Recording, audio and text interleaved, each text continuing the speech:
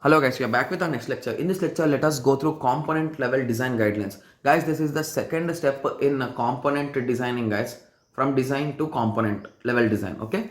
Okay, so in this lecture, we will be discussing some guidelines, guys, here. So the first thing is nothing but components.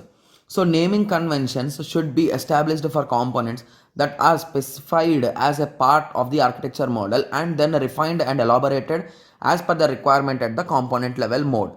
So basically, whenever you are writing a component name, the name should be specific and it should be clear.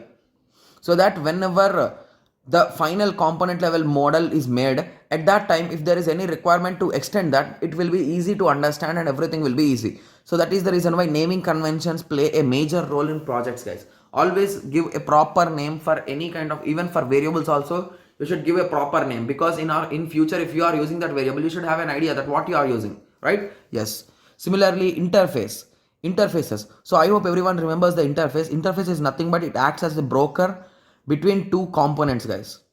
Okay, so it just has some functions and it does some operations. Okay, so interfaces provide important information about the communication and collaboration between two components.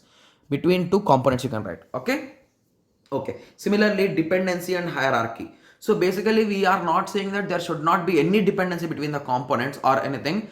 We say that there should be dependency, but it should be in a proper way, guys.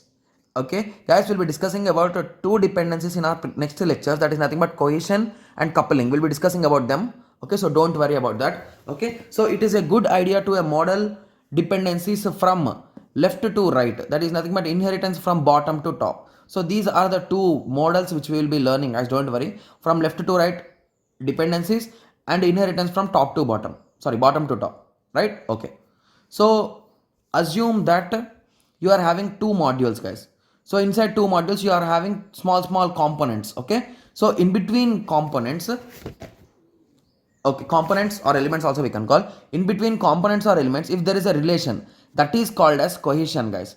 If a module and another module's components are connected, that is called as coupling. Guys, we will be discussing about these two in detail in our next lecture, don't worry. So these are nothing but dependencies which we will be discussing, guys. Okay, so I hope everyone got some basic idea about the second step in component level design, right? Okay, so in the next lecture we will be discussing in detail about cohesion, guys. Okay, so let us meet in the next lecture. Thank you. Thanks for watching.